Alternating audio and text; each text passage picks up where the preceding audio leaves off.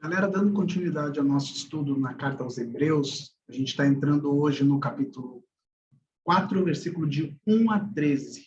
E a gente quer dar continuidade, né? Nós já passamos pela forma de linguagem que Deus falava no capítulo 1. Muitas vezes falei pelos profetas, mas agora falo pelo meu filho. No capítulo 2, ele vai fazer menção sobre nós darmos mais valor à mensagem, prestarmos maior atenção sobre essa grandiosa salvação. Claro que o assunto é bem amplo. O capítulo 3 vai mostrar a superioridade de Jesus em relação a Moisés e a lei mosaica, também um assunto bem amplo que nós já explanamos e está no canal aí do YouTube, você pode acompanhar.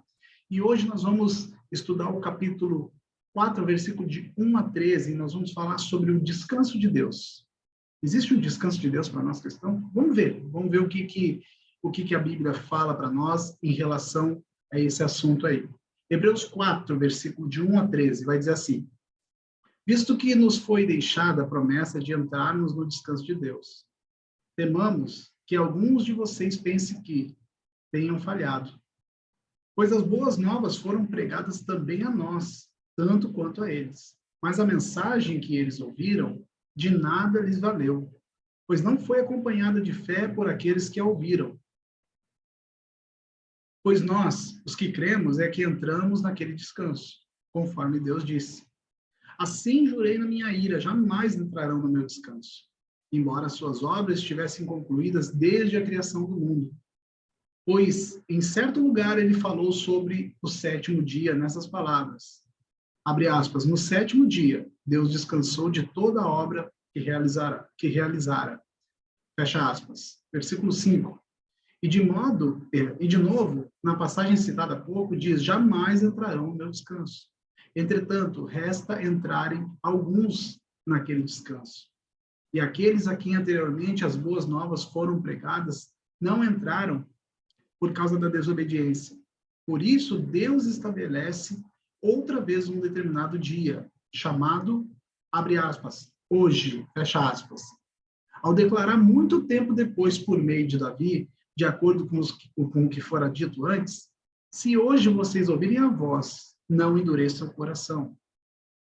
Porque se Josué lhe tivesse dado descanso, versículo 8, porque se Josué lhes tivesse dado descanso, Deus não teria falado posteriormente a respeito de outro dia, né? Está falando de Cristo. Assim ainda resta um descanso sabático para o povo de Deus. Pois todo aquele que entra no descanso de Deus também descansa nas suas obras, como Deus descansou de suas. Portanto, esforcemo-nos por entrar nesse descanso para que ninguém venha cair seguindo aquele exemplo de desobediência. Pois a palavra de Deus é viva e eficaz, e mais afiada do que qualquer espada de dois gumes que penetra ao ponto de dividir a alma, espírito, juntas e medulas, e julga os pensamentos e as intenções do coração. Nada em toda a criação está oculto aos olhos de Deus. Tudo está descoberto e exposto diante dos olhos daquele a quem havemos de prestar contas. Até aqui. Então, quer dizer que existe um descanso, e aqui está falando sobre o sábado, um descanso sabático. O que o escritor de Hebreus quer falar? Nós sabemos, nós já estudamos, que era uma igreja perseguida, que estava retornando aos rudimentos do judaísmo por causa da perseguição naqueles dias ali. Então, os próprios irmãos deles, que não se converteram ao cristianismo, estavam perseguindo e matando muitos deles. Então, foi um período muito difícil para a igreja. E dentro de uma boa teologia, a gente entende entre partes por que eles estavam voltando, porque ninguém quer ser perseguido. Irmão, nunca ore para a igreja ser perseguida para voltar em algum lugar, porque isso é muito ruim, é muito difícil ser perseguido. Mas existe um descanso de Deus. Só que o descanso que ele está falando aqui é um descanso de estar salvo em Cristo, estar reconciliado em paz com Deus por meio de Cristo. E isso nos basta, ponto. A carta aos Hebreus é a grande dobradiça entre o Antigo e o Novo Testamento. Mostra que tudo no passado fazia menção à sombra, ou era um prenúncio da luz, né, que era Jesus, que era o Verbo de Deus. E antes da criação do mundo, João diz que o Verbo já estava com Deus. E o Novo Testamento é a luz, o Verbo cumprido em Jesus. Marcos, no capítulo 16, versículo 15, vai nos dizer que é para nós, ide e pregai o evangelho. Ele não está dizendo, ide e pregai as escrituras, está dizendo, ide e pregai o evangelho. Nós cremos em toda a Bíblia? É claro que sim. O que nós cremos não quer dizer que nós devemos praticar. Nós praticamos e a nossa doutrina é a doutrina do Evangelho, de Cristo. A partir do Novo Testamento, da cruz para frente, é a doutrina cristã. Nós não podemos viver na sombra, porque o Antigo Testamento é a sombra. Por isso que o escritor está dizendo que existe um descanso e o dia é hoje. Então, não é mais o sábado, o dia é hoje. Então, se nós soubermos fazer bem a distinção, nós sabemos que o Antigo e o Novo Testamento, eles se fecham perfeitamente e um completa o outro, desde que eu entenda que o Antigo Testamento é a sombra e o prenúncio daquilo que viria em Cristo Jesus. Nós estamos na nova aliança. Lá era uma aliança antiga, não é uma velha, não está passada, não é isso, mas é uma aliança antiga. É importante o cristão entender esse tipo de coisa, porque a partir dessa ótica nós vamos viver a partir da ótica do Evangelho, e não uma visão judaica. Nós não vivemos 4.000 anos atrás. Nós não temos aquela cultura. A nossa cultura é outra, e o nosso reino agora, ele está completo. Jesus veio e ele completou a obra. Ele completou o prenúncio que estava lá no Antigo Testamento. Por isso que alguns estudiosos e alguns teólogos dizem que o livro de Hebreus seria praticamente o peso de um quinto evangelho. Se pode se dizer assim. Não sabemos quem foi o autor, alguns gostam, eu também gosto de dar autoria a Paulo, mas não tem consenso. Mas eles se completam, e essa carta é extremamente importante para o entendimento da cosmovisão cristã, do Evangelho. Como eu disse, nós cremos que o Antigo Testamento foi escrito, que tudo que está lá é verdade, nós cremos nisso, absolutamente. Só que nós não praticamos mais aquilo, nós não queimamos mais bicho, nós não oferecemos ofertas de sacrifício, nós não apedrejamos os nossos filhos em praça pública quando eles erram, nós não fazemos parte da sombra, nós estamos na luz. Por isso que o Evangelho de Marcos, ele é um evangelho voltado mais, se você perceber, ele tem 16 capítulos. Os outros evangelhos, principalmente Mateus e Lucas, eles explanam um pouco mais profundo as passagens, porque o direcionamento deles era para... Lucas escreveu para Teófilo, que era um grego, e Mateus escreveu para o povo judeu, realmente destinado para o povo judeu. Então, a linguagem é mais uma linguagem trazendo conceitos do Antigo Testamento, da religião judaica, para desconstruir e mostrar para ele que estamos em nova aliança. Já Marcos, não. Marcos, ele é um evangelho direto. A gente chama que é um evangelho que nos tira o fôlego, porque ele é muito rápido. Ele passa por coisas que em Mateus vai demorar 2, 3 capítulos, ele passa rapidamente. Por quê? Porque ele não tem necessidade de trazer à tona coisas do judaísmo, ou coisas do Antigo Testamento. Porque ele não está falando, ele entendeu que a nossa fé cristã é a partir de Cristo. Então, ele pregou os acontecimentos de Cristo, o início da igreja primitiva, ele deu um resumão ali. E ele é o primeiro evangelho a ser escrito. Os outros são sinóticos, né? Que fazem... Não é que copiaram de Marcos, mas eles tiveram o livro de Marcos, o evangelho de Marcos, como uma base, e todos eles, tanto Lucas quanto Mateus, eles viveram naquela época. Mateus viveu com Jesus, Lucas não, mas Mateus viveu com Jesus, então também pôde escrever a sua ótica. Mas é importante nós sabermos do livro de Hebreus, porque ele vai nos trazer embasamento para termos a cosmovisão do evangelho e não de uma religião judaica. O que nós vemos nos nossos dias é uma religião totalmente diferente do evangelho. A cosmovisão da igreja moderna hoje é uma cosmovisão judaizante. E quando eu falo do sábado, e é importante, nós estamos falando do descanso, por que os adventistas, nós não consideramos eles como irmãos? Porque eles atribuem o sábado como uma forma, junto com Jesus, de salvação. Tudo que eu coloco Jesus em mais alguma coisa, eu estou tirando a suficiência da morte da cruz. Eu tiro a suficiência do sacrifício de Jesus em relação à salvação, porque eu preciso acondicionar Jesus em mais alguma coisa. Então, isso nós consideramos como uma seita. Então, por isso que não guardamos o sábado, por isso que não fazemos a circuncisão, porque nós somos cristãos e não somos mais judeus. Então, é importante você saber isso. A grande ênfase do livro de Hebreus é os irmãos não retornarem às sombras, às promessas do Antigo Testamento que estavam se cumprindo naquela época. Pois já estamos na luz e as promessas estão se cumprindo em Cristo, as promessas messiânicas. Primeiro, 2 Coríntios capítulo 1, versículo 20, vai dizer assim, ó, pois todas as promessas de Deus se cumprirão em Cristo com um alto e claro sim. E por meio de Cristo, confirmamos isso, de modo que nosso amém se eleva a Deus para a sua glória. Todas as promessas, aqui Paulo está dizendo aos Coríntios, se cumprirão em Cristo. Todas as promessas se cumpriram em Cristo. Cristo é o ápice da revelação de Deus. Não existe mais novas revelações, novos evangelhos, coisas que nós podemos adicionar. Não tem como. Deus, ele é um ser eterno, ele não está no nosso tempo, e ele, em Cristo, revelou o ápice da sua revelação. Não existe o melhor de Deus está por vir, não. O melhor de Deus já veio, é Cristo, morto, ressurreto e assentado à destra do Pai. E esse é o motivo pelo qual nós temos acesso a Deus, se é que nós cremos no Evangelho.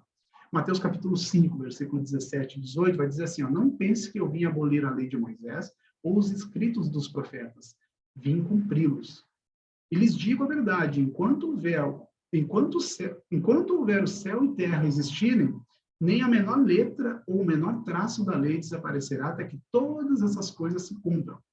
Vejam, essa é uma passagem muito difícil de interpretar, porque aqui dá margem para dizer que a lei ainda está válida. Olha só o que diz. O que diz no verso 17. Completa a narrativa do verso 18. Uma coisa completa a outra. Se eu ler isoladamente, eu não consigo entender nada. No 18 vai dizer que Jesus veio cumprir, mas quando que se cumpriu isso? Lá em João, capítulo 19, 30, quando Jesus está na cruz, ele disse, está consumado, tetelestai, está consumado. Ali se cumpriu a lei e os profetas, na morte de Cristo, na morte e na ressurreição de Cristo. Ali começa a nossa caminhada cristã. Até o momento de Jesus morrer na cruz, ele era um judeu homem. Ele era Deus, e não usou por usurpação ser igual a Deus, antes se fez servo, como nós, a Bíblia diz, mas naquele momento se cumpriu a lei e os profetas. É naquele momento, ali iniciou a nossa caminhada cristã através do Evangelho de Cristo Jesus.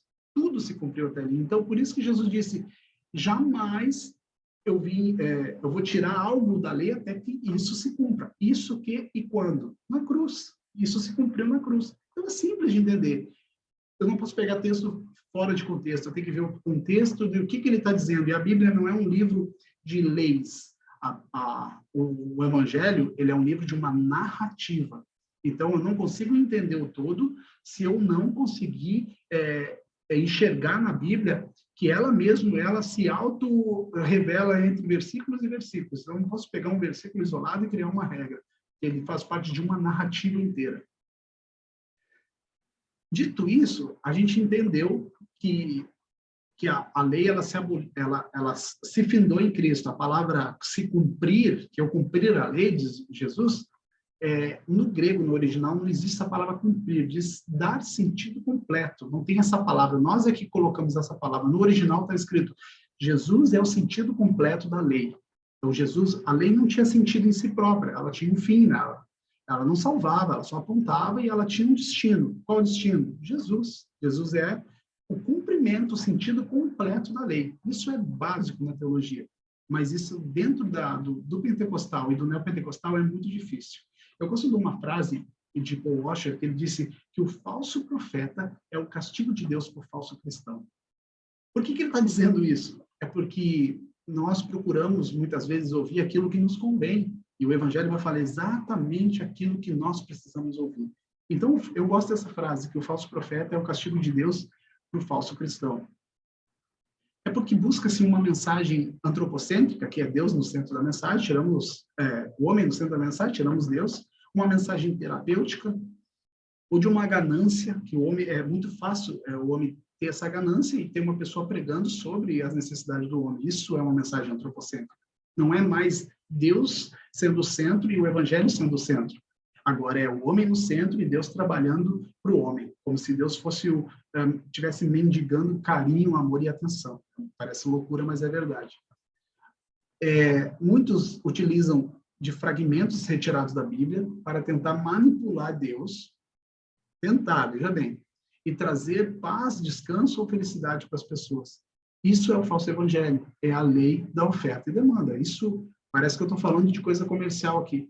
Nós temos, num lado, pessoas carentes que precisam de algo, e do outro lado nós temos pessoas mal intencionadas ou mal instruídas que estão pregando aquilo que as pessoas precisam e não aquilo que é a necessidade deles e não aquilo que eles precisam ouvir. Eles estão pregando, eles vejam assim, essa pessoa está com um casamento destruído, então eu digo para ela, vem para a minha igreja que Deus vai arrumar o teu casamento. Está desempregado? Vem para a igreja que Deus vai te dar um trabalho. Não, isso não é evangelho, isso é uma mensagem coaching, uma mensagem terapêutica que trabalha direto na demanda do homem. Quando eu não entendo isso, nós temos que tomar um cuidado, porque o Deus que nós estamos cultuando somos nós mesmos. Porque eu estou indo para um lugar, um contexto de igreja, para simplesmente buscar as minhas demandas. Não estou nem aí porque Deus quer falar comigo. Eu quero saber de Deus solucionar os meus problemas. Isso não é evangelho, gente. Isso não é evangelho. Me desculpa estar estragando a sua perspectiva de igreja. Isso não é evangelho. Quanto eu não sujeitar a minha vida a Deus, eu estou vivendo uma religião onde eu sou Deus, eu uso o nome de Deus com fragmentos da Bíblia isolado, sem entender a narrativa do todo. Essa busca desenfreada sobre o dar certo, preciso que dê certo, cria um monte de pessoas neuróticas, surtadas, e uma geração que se preocupa só em acertar. Mas tem coisas que não vão dar certo, tem coisas que fogem do nosso controle, outras coisas vão dar errado mesmo. Mas segue o jogo, tudo certo, Deus está conosco.